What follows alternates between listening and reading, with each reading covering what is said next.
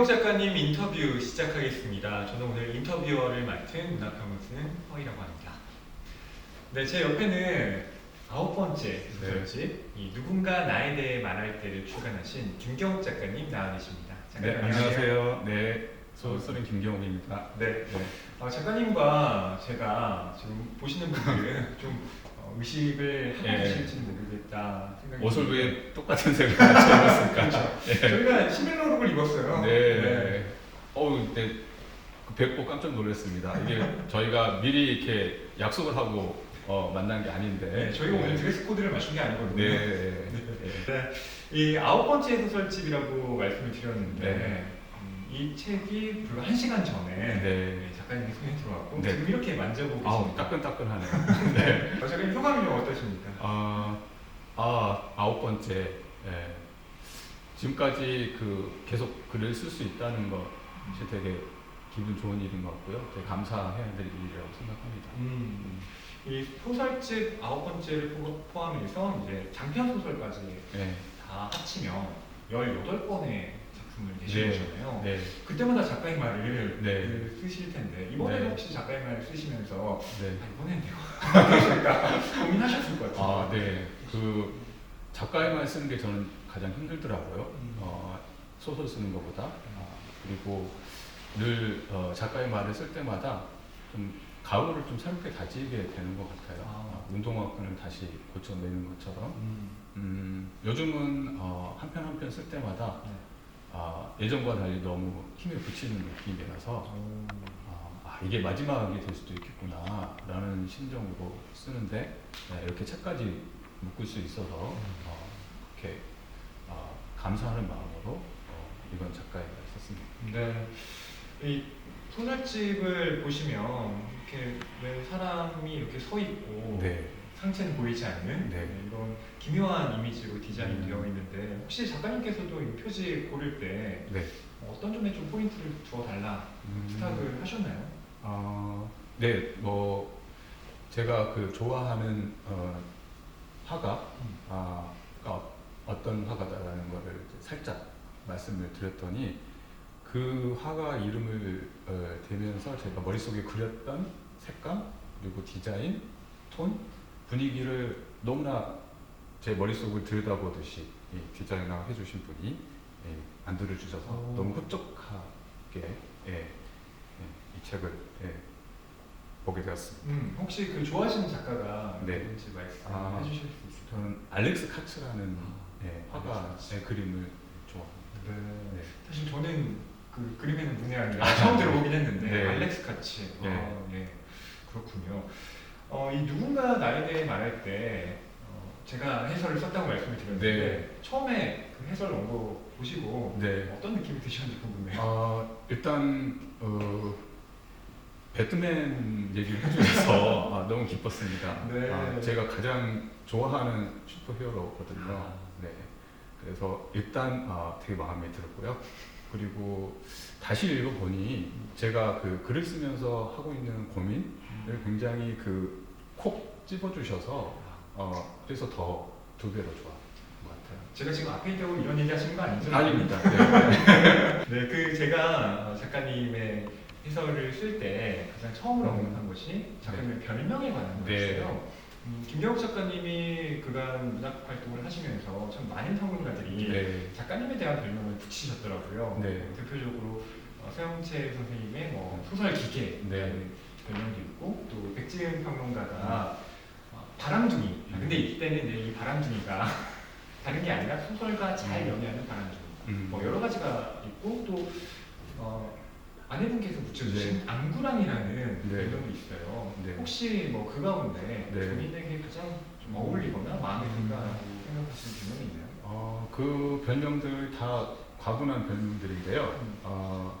앞으로는 배트맨이라고 불리겠습니다. 좋습니다. 왜냐면 제가 워낙 이 골방에 틀어박혀서 글을 쓰는 타입이라서 그래서 제가 배트맨이라는 캐릭터를 더 좋아하는 것 같아요. 사실은 앙구랑이라는 별명과 배트맨이 어떻게 보면 좀 연관되어 있는 비슷한 측면이 있죠.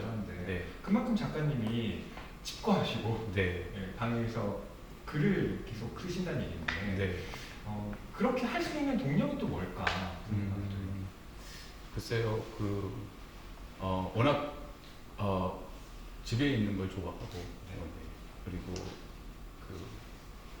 조용한 곳에서 뭔가 이렇게 글을 쓰고 책을 읽는 걸 좋아하는 편이라서 네. 제가 예전에 한번 그 작가들하고의 그 술자리에서 네. 취미가 무엇이냐라는 질문이 나와서 궁금하다. 독서라고 무심코 얘기했다가 네, 한동안 좀 얼굴을 들고 다니지 못한 기억이 네. 갑자기 나는데요. 운동선수들 네. 사이에서 취미가 뭐냐? 운동이요. 네. 근데 사실 굉장히 저는 진심 어린 답변이었는데 이런 자리에서 이렇게 솔직하게 얘기하면 안 되는구나 라고 생각을 하게 됐었습니다. 근데 정말로 저 독서가 네. 취미신 건 진실인 거잖아요. 네. 그리고 예전에는 제가 그 영화나 음악 같은 그 대중문화에서 영감을 많이 얻었었는데 그렇죠. 언제부턴가는 독서에서 소설적 영감을 많이 얻고 있어요.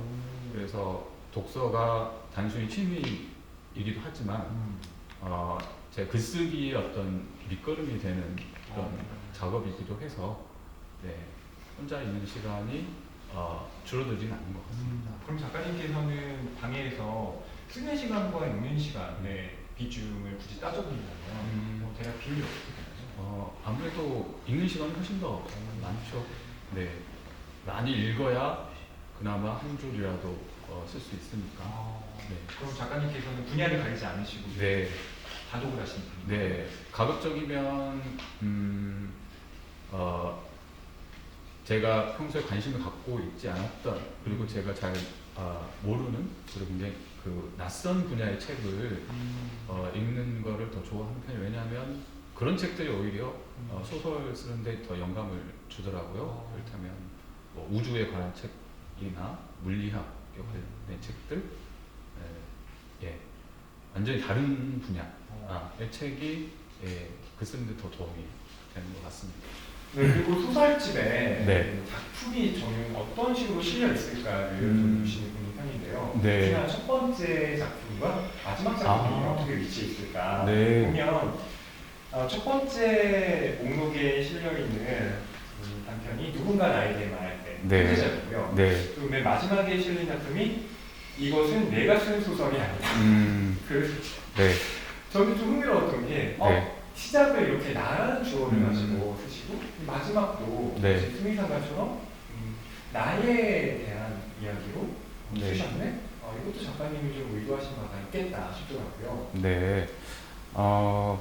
이게 9편이잖아요. 여기 실린 게. 그래서 그 책을 이제 묶으면서 하는 작업 중에 하나가 순서를 정하는 건데, 9편이라서 약간 타순을 짜는 야구 코치의 심정으로 딱 9명 예. 나오는 것처럼. 네.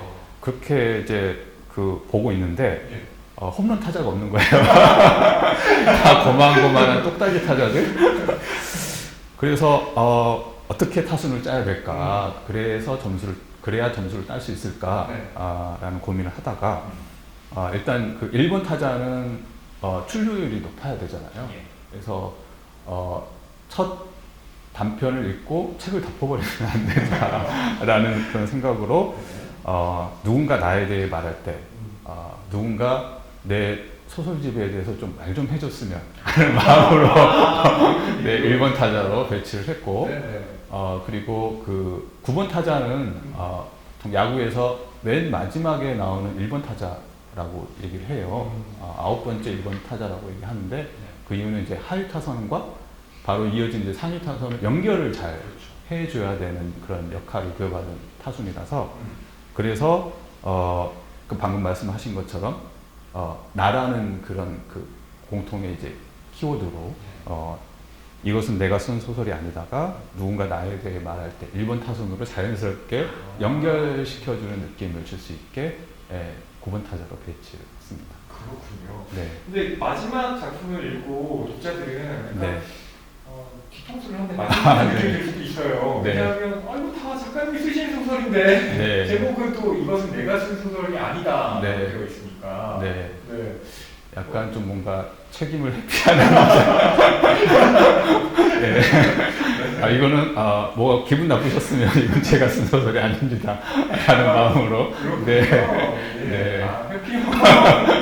네. 그래서 제가 해설의 제목을 네. 회피하실까봐. 네. 이것은 당신이 쓴 소설. 네. 네. 완전히 다 그 회피할 그 가능성이 다 차단해 버리셨더라고요. 네. 네. 근데 저는 소설의 어떤 구조도 네. 정말 많이 보시면 하셨고, 네. 야구 감독이 승리하기 위해서 사슬을 짜는 것처럼. 네. 완봉패는 당하지 말자라는 심정으로 1점이라도 뽑자. 네, 이런 마음으로 짠 타순이었습니다. 네.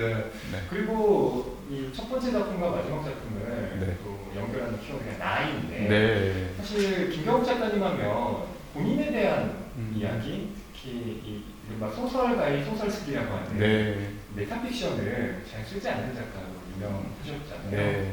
근데 이번에는 그분이 오신다는 네. 그래서 소설가가 소설이 안 써지는데 집을 좀 옮겨볼까? 네. 뭐 등등 여러 가지 네. 고민을 하는 그런 모습을 네. 또 소설로 쓰셨어요. 이제 그 많이 쓰다 보니까 소재 고갈로 제살 파먹기에 들어간 게 아닌가 라는 그런 자괴감이 좀 있고요. 예전에는 그 제가 어디 가서 소설 쓴 사람이다라는 말도 좀 되게 말하기가 좀 민망하고 겸연쩍고 하고 그랬어요. 근데 이제 얼굴이 좀 두꺼워졌는지 그런 어떤 글쓰기라는 것에 대한 어떤 자의식 그건 많이 이제 내려놓게 된 것 같아요. 그래서 소설가는 작중 인물의 여러 직업 중에 하나일 수도 있다라고 생각하고, 그리고 소설가가 등장하는 게 중요한 게 아니라 소설가가 등장해서 어떤 이야기를 하느냐가 중요하다고 스스로 생각하면서 그리고 그 그분이 오신다를 발표하고 거의 몇 년 만에 소설 재밌게 읽었다라는 피드백을 받아서 몇 분 더 써볼까? 라는 욕심이 생겨서 이번에도 소설가가 등장하는 소설이 2편이 더 있잖아요.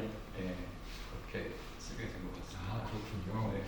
그러면서 저는 동시에 얼핏 작가님으로 짐작되는 그런 생각이나, 물론 작가님이 쓰신 거니까 아예 반영이 안 되어 있다고 볼 수는 없겠지만 작가님께서 또 작품 활동하시면서 이러저러한 생각들을 특히나 메타픽션에 가까운 작품 볼 때 이렇게 좀 고민이 많으셨구나 싶더라고요. 그래서 그 쓰기가 힘듭니다. 에세이를 나중에 정말 작가님이 내시게 된다면 저도 좀 작가님에 대해서 알고 싶은 생각이 들더라고요.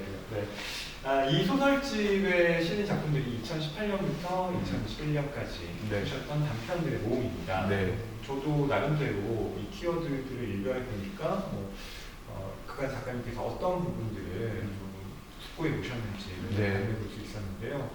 저 같은 경우는 그걸 뭐 얼굴, 가면, 뭐 존엄, 행동 이런 식으로 좀 범주화시키긴 했는데 그로부터 벌써 한 1년 정도 또 지났잖아요. 작가님께서는 요즘 새롭게 갖고 계신 문제의식 또 뭐가 있을까 궁금합니다. 전에 비해서 그 한편 완성하는 데에 들어가는 이 공이 훨씬 더 많아진 것 같아요. 그러니까 편집부로 보내드리기는 온 거, 최종본이라고 얘기하면 그 사이에 많은 버전들을 거쳐야 겨우 원고를 보내드릴 수 있을 것 같다 싶어져요. 그래서 퇴고를 하고 다시 그 새로운 버전을 뽑아서 읽어봐야 하니까 A4 용지의 소모가 너무 커졌어요. 예전에 비해서. 그래서 환경 위기에 더 이렇게 많이 생각하게 되고, 요즘 그 환경 위기 시대로 이 인류에게 주어진 시간이 몇 년 안 남았다고 얘기를 하잖아요. 그래서 요즘은 그쪽으로 생각을 좀 많이 하게 되더라고요. 그렇구나. 요즘 이제 작가님께서 기후 위기와 관련된 테마에 집중하고 계시는군요. 그러면 퇴고를 하실 때 혹시 뭐 태블릿 PC나 그냥 컴퓨터를 좀 이용해서 퇴고는 출력을 해서 꼭 이렇게 모니터 상으로 보는 것과는 느낌이 완전히 다르더라고요. 그리고 퇴고하는 과정이라는 것은 제가 작가가 아니라 독자의 눈으로 봐야 그 작가로서 쓸 때 안 보이던 것들이 보이는 것 같아요. 그래서 독자 여러분들은 대부분 종이에 활자화된 상태로 읽으시니까 그런 독자의 마음으로 읽기 위해서 일부러 꼭 출력을 해서 원고를 들여다보고 있습니다. 네. 뭐 책 같은 경우는 독자가 사실 또 마음대로 읽는 것이긴 하지만 네. 그래도 쓰신 분으로서 네. 독자분들이 이런 좀 방향성을 가지고 읽어주시면 어떨까 좀 제안을 드릴 수도 있을 것 같은데.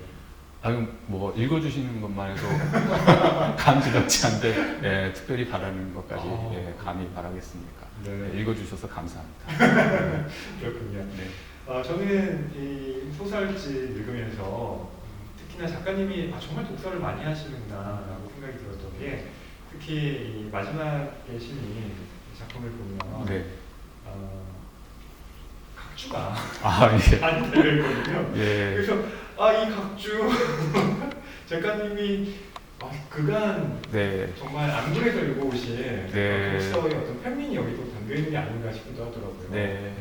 근데 이것은 내가 쓴 소설이 아니다는 형식 자체가 약간 그 인터넷 사전? 네. 백과사전 같은 형식을 좀 따와봤어요. 그래서 그 우리 인터넷에서 보는 백과사전들 대부분 주석들이 재밌는 주석들이 많이 달렸잖아요.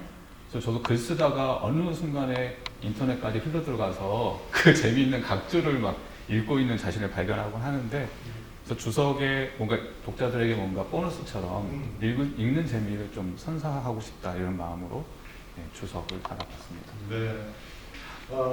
이렇게 영상을 통해서 네. 독자분들에게 인사를 드리고 네. 책에 대해서 설명을 하는 게 그리 쉽지만은 않은 네. 것일 것 같은데 네. 또 어떻게 독자분들에게 마지막 인사를 전하실지도. 네. 해설의 그 배트맨 말씀을 해주셨는데 네. 역시 저는 그 컴컴한 동굴에 거꾸로 매달려 있는 게 편한 사람이 아닌가라는 생각이 들고요.